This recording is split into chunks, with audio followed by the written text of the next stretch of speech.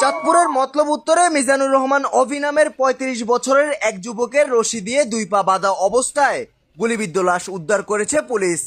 বুধবার ১৩ই আগস্ট ভোর ৬:৩০টার দিকে একলাসপুর ইউনিয়নের হাসিমপুর ও নয়াকান্দি এলাকার মাঝামাঝি বেড়িবাঁধের সড়ক থেকে মরদেহটি উদ্ধার করা হয়।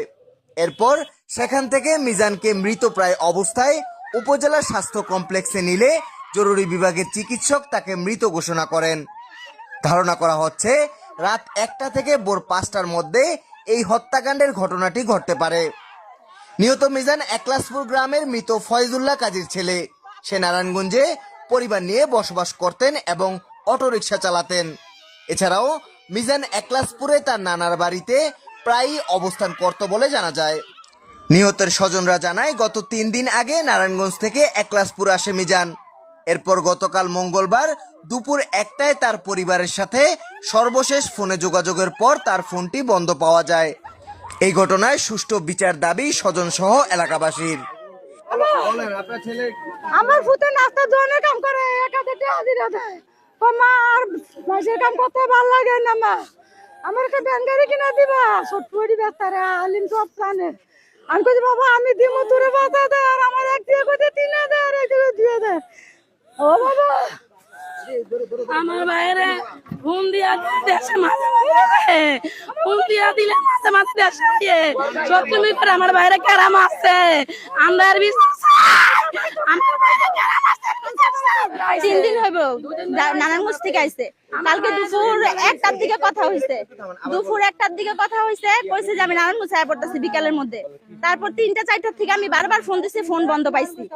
এরপর আজকে সকালে হেরে এই খবর শুনছি, কিন্তু কিছুদিন আগে ১ মাসও হয় নাই ওনারে মারানোর লেগে নদীর মাঝখানে নিচে টলারে আগে নেশা দ্রব্য খাওয়াইছে, খাওয়ায় তারপর নদীর মাঝখানে নিচে নাহিদ আর হলো নূর হোসেন, এর সাথে আরো কয়েকজন আছে ওনাদের নাম আমরা জানি না।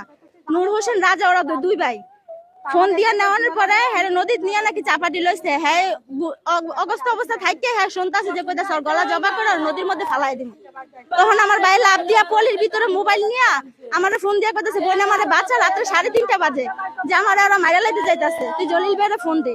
আমি হ্যাঁ সমুদ্রে ফোন দিছি, চেয়ারম্যানের ফোন দিছি, পরে হইলো সেনাবাহিনীর ফোন দিছি। ফোন দেওয়ার পর আমার বাইরে ওইখান থেকে উদ্ধার করছে। উদ্ধার করার পরে যে নারায়ণগঞ্জ নিছি এতদিন আমার ভাই এখানে আসে নাই, গত পরশুদিন আইছে আর আজকে এই খবর। আর ওনার শত্রু বলতে নাহিদ নামে একটাই আছে একলাসপুরের ভিতরে, ওই অলগি এর আগে ঝামেলা হয়েছিল। জেরি বলছে ভাই আপু আর মা যে আপনি যান আমার বাইরে বলে কারা বলে মাইরা লাইছে ভোর রাতে, তখন শুনে আমরা এই জায়গায় আসছি।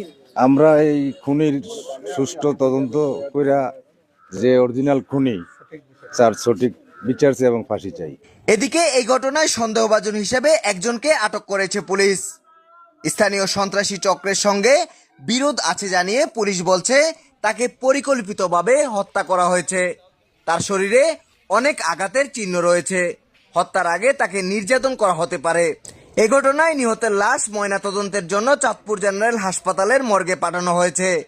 ঘটনাস্থল পরিদর্শন করে এই ঘটনার সুষ্ঠু তদন্ত সাপেক্ষে দ্রুত আইনগত ব্যবস্থার কথা জানিয়েছেন চাঁদপুরের পুলিশ সুপার মোহাম্মদ আব্দুর রকিব। অভি সে নিজেই মাদকাসক্ত ছিল এবং তার বিরুদ্ধে থানায় ওয়ারেন্ট এবং একাধিক মামলাও আছে।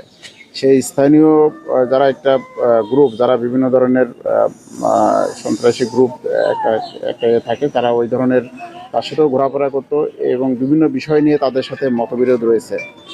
আমরা প্রাথমিকভাবে এই ঘটনার সাথে সম্পৃক্ত অনেকের ব্যাপারে তথ্য পেয়েছি এবং সেই ব্যাপারে আমাদের তদন্ত কার্যক্রম অব্যাহত রয়েছে।